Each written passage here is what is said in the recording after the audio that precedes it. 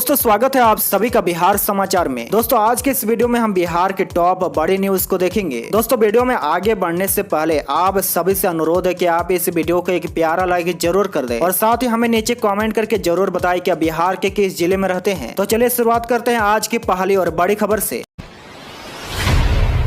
बिहार के भवन निर्माण विभाग में 1000 पदों पर होगी नियुक्ति। बिहार में सरकारी भवनों के रखरखाव के लिए इस साल करीब 1000 मालियों की नियुक्ति की जाएगी। इनको वेतन के रूप में करीब 25,720 रुपये प्रति माह मिलेगा। इसको लेकर नियमावली बनाने की प्रक्रिया अंतिम चरण में है। सूत्रों से प्राप्त जानकारी के अनुसार नए सरकारी भवनों के निर्माण सहित पुराने भवन, सरकारी पार्कों और उद्यानों में मालों की कमी दिख रही है।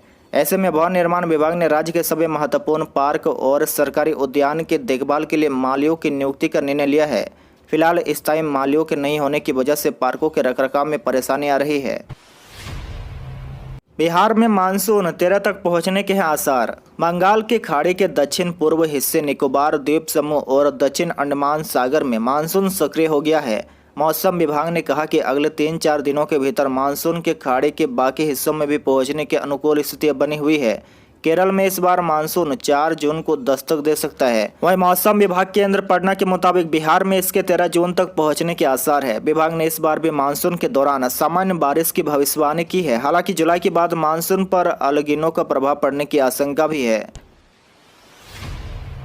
बिहार में 23 से 25 मई तक बदला रहेगा मौसम। 38 जिलों में तेज हवा के साथ बारिश की भी संभावना। मौसम विभाग के मुताबिक बिहार में 22 मई तक मौसम शुष्क बना रहेगा। वहीं 23 मई को बिहार के 19 जिलों और 24 और 25 मई को पूरे राज्य में तेज हवा के साथ बारिश की संभावना है। इसे लेकर मौसम विभाग ने अलर्ट भी जारी कर दिया है। वही देखिए, पिछले 24 घंटे की बात करें तो औरंगाबाद सबसे गर्म रहा। यहाँ अधिकतम तापमान 42.2 डिग्री सेल्सियस दर्ज किया गया। वहीं पटना का 40.8 डिग्री, गया का 42.1 डिग्री, रोहतास का 40.4 डिग्री, शेखपुरा का 41.3 डिग्री, जमुई का 40.3 डिग्री, वैशाली का 40.3 डिग्री, वहीं नवादा का 41.5 डिग्री और नालंदा का 40.5 डिग्री सेल्सियस दर्ज किया गया। वहीं मौसम विभाग के अनुसार राजधानी में अगले 5 दिनों तक कोई विशेष बदलाव नहीं होगा। अधिकतम तापमान में मामूली बदलाव की संभावना है।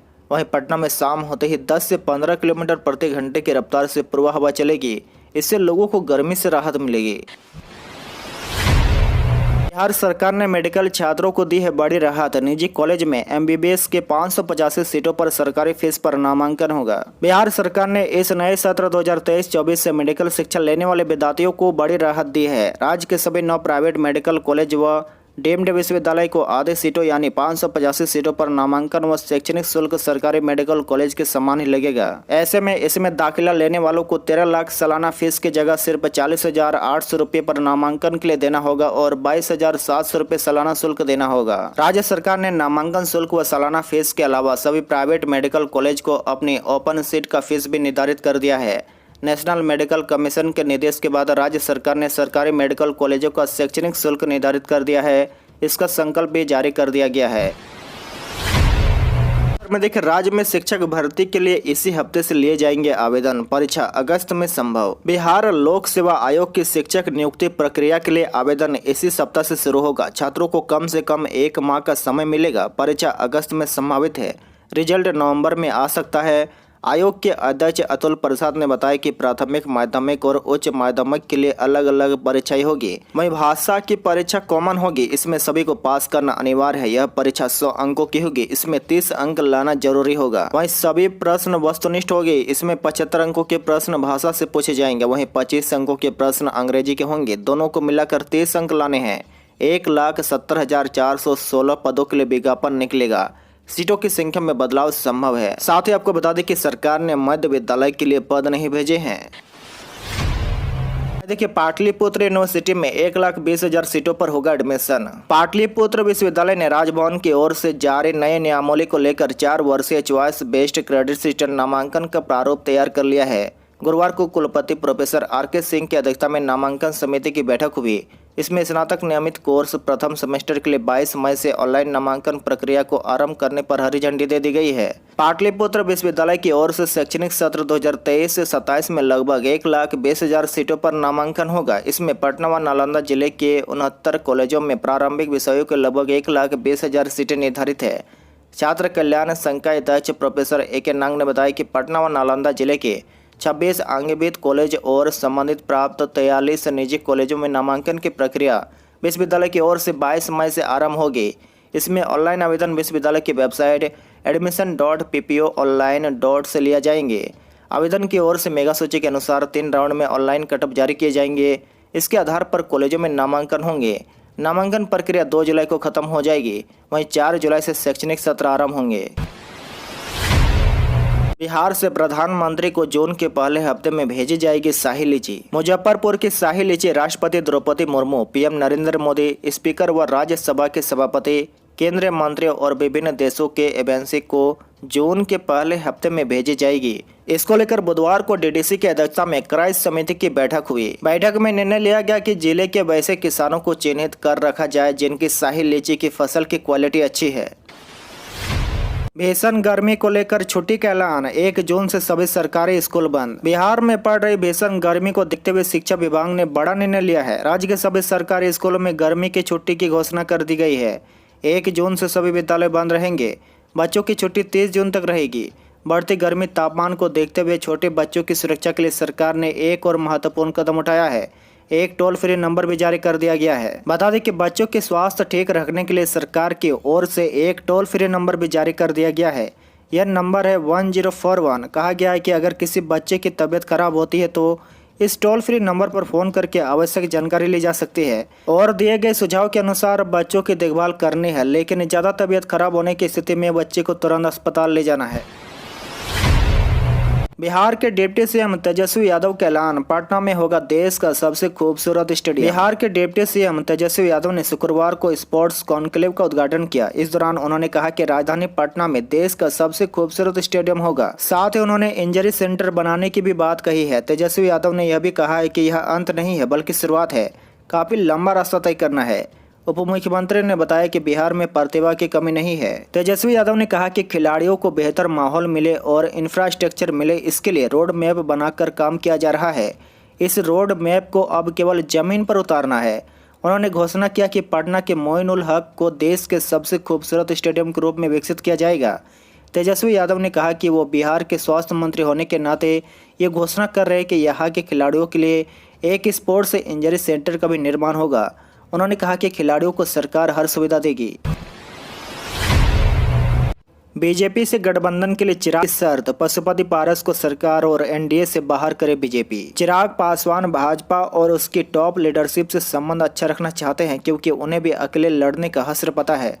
2020 के चुनाव में 135 सीट लड़ने के बाद वे मात्र एक ही सीट जीत सके थे। भले ही उनकी पार्टी ने जेडीयू को कई सीटों पर हरा दिया था। लालू यादव की आरजेडी और तेजस्वी यादव से चिराग के अच्छे संबंध है, लेकिन नीतीश से उनका 36 का आंकड़ा है। ऐसे में महागठबंधन में चिराग की दाल गलने के असर ना के बराबर है। वहीं एलजेपी रामविलास के सूत्रों का कहना है कि चिराग पासवान ने 2024 के चुनाव में गठबंधन के लिए अपनी शर्तें बीजेपी के सामने रख दी है। सबसे पहले शर्त है कि चाचा पशुपति पारस को सरकार और गठबंधन से विदा किया जाए। उसके बाद चिराग को लड़ने के लिए लोकसभा की 6 सीट के साथ साथ एक राज्यसभा सीट और 2 विधान परिषद की सीट भी चाहिए। चिराग का कहना है कि 2019 में उनकी पार्टी को जितनी सीटें मिली थी उसमें कोई कमी वो मंजूर नहीं करेंगे। पटना से 20 नए रूटों पर जल्द शुरू होगा इलेक्ट्रिक बसों का संचालन। पीपीडी मोड पर चलेगी बसें। बिहार में वाहनों से होने वाले प्रदूषण से राहत देने के लिए सीएनजी और इलेक्ट्रिक बसों के परिचालन पर परिवहन विभाग तेजी से काम कर रहा है। विभाग स्वच्छ पर्यावरण के उद्देश्य से नए रूटों पर इलेक्ट्रिक बसों का परिचालन शुरू करने जा रहा है। विभाग के मुताबिक बहुत जल्द 20 नए रूटों पर इलेक्ट्रिक बसों का परिचालन शुरू किया जाएगा, जिसमें गया, भागलपुर, पूर्णिया, मुजफ्फरपुर, नालंदा को शामिल किया। इस सभी रूटों में 40 से अधिक बसों का परिचालन किया जाएगा। बिहार में अब चालान कटने के 90 दिनों में नहीं भरा जुर्माना तो गाड़ी होगी ब्लैक लिस्टेड। बिहार में ट्रैफिक नियमों का उल्लंघन करने पर कटने वाले चालान को यदि 90 दिनों के भीतर पैसा नहीं जमा कराया तो संबंधित गाड़ी को ब्लैक लिस्टेड कर दिया जाएगा। इसके बाद संबंधित गाड़ी का फिटनेस, प्रदूषण, ऑनरशिप ट्रांसफर आदि वाहन मालिक नहीं कर पाएंगे। परिवहन विभाग ने यह आदेश जारी किया है। जल्द ही Bihar Sharif smart city, Muzaffarpur smart city व भागलपुर स्मार्ट सिटी में भी कमांड एवं कंट्रोल सेंटर के माध्यम से ई चालान शुरू करने की योजना है। स्मार्ट सिटी के तहत पटना में 30 ANPR कैमरा लगाए गए हैं, जिनसे ई चालान कटने लगा है। जल्द ही परिवहन विभाग इस दायरे को 5 गुना तक बढ़ाएगा। विभाग के मुताबिक इस माह तक 29 स्पॉट व 150 कैमरा लगाने की प्रक्रिया शुरू होगी। राज्य के 19 जिलों में होगी अल्ट्रासाउंड केंद्रों की जांच। राज्य के 19 जिलों में चल रहे अल्ट्रासाउंड सेंटरों की जांच होगी। मुख्य सचिव आमिर सुबहानी की अध्यक्षता में हुई बैठक के बाद इन जिलों में अल्ट्रासाउंड सेंटर की जांच करने का निर्णय लिया गया है। इन 19 जिलों में लिंग अनुपात कम है, ऐसे में अल्ट्रासाउंड सेंटर जांच के घेरे में है। नेशनल फैमिली हेल्थ सर्वे 2019-20 के अनुसार राज्य के 19 जिलों में 1000 लड़कों की तुलना में लड़कियों की संख्या 900 से भी कम है। इन जिलों में अररिया, अरवल, औरंगाबाद, भागलपुर, भोजपुर, बक्सर, दरभंगा, गया, कटिहार, लखीसराय, मधुबनी, मुजफ्फरपुर, नवादा, पश्चिमी चंपारण, पूर्वी चंपारण, समस्तीपुर, सारण, शेखपुरा और सुपौल है। माना जा रहा है कि इन जिलों में या तो अवैध रूप से अल्ट्रासाउंड चल रहे हैं या वैध अल्ट्रासाउंड सेंटरों में अवैध कार्यों को अंजाम दिया जा रहा है। लोगों को जन्म के पहले ही लड़का लड़की होने की जानकारी इन केंद्रों से मिल जा रही है। ऐसे में इन पर नकेल कसना जरूरी है। इग्नू में जुलाई सत्र के लिए एडमिशन प्रक्रिया शुरू। इग्नू ने 2023 सत्र के लिए नई एडमिशन तिथि जारी कर दी है। एडमिशन तिथि जारी करने के साथ ही आवेदन प्रक्रिया शुरू कर दी गई है। जो स्टूडेंट ग्रेजुएट और पोस्ट ग्रेजुएट कोर्सेज में एडमिशन लेना चाहते हैं वे वेबसाइट ignuadmission.samarth.edu.in के माध्यम से ऑनलाइन आवेदन कर सकते हैं। आवेदन की अंतिम तारीख 30 जून तक है। वहीं ऑनलाइन कोर्स में एडमिशन लेने वाले स्टूडेंट आधिकारिक वेबसाइट पर जाकर रजिस्ट्रेशन करवा सकते हैं। इग्नू के जरिए आप BA, BSc, BCom के साथ विभिन्न स्नातक, परास्नातक, डिप्लोमा, PG डिप्लोमा और सर्टिफिकेट कोर्स के 300 से अधिक कोर्स में एडमिशन ले सकते हैं। साथ ही आपको बता दें कि SC और ST स्टूडेंट को इग्नू में नामांकन करवाने के लिए कोई भी शुल्क नहीं देना पड़ेगा।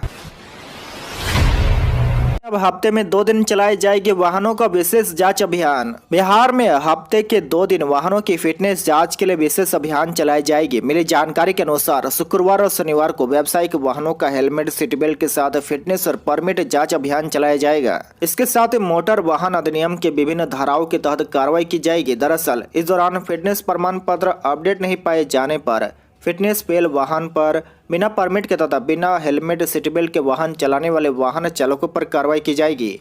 वहीं इसके साथ ही रेस ड्राइविंग, नाबालिगों द्वारा वाहन चालन, वाहन प्रदूषण जांच की जाएगी। साथ ही मोटर वाहन अधिनियम के विभिन्न धाराओं के उल्लंघन में चालकों का ड्राइविंग लाइसेंस रद्द करने की भी अनुशंसा की जाएगी। आपको बता दें कि यह अभियान सभी जिलों में जिला परिवहन पदाधिकारी, MBI और SI द्वारा संयुक्त रूप से चलाया जाएगा।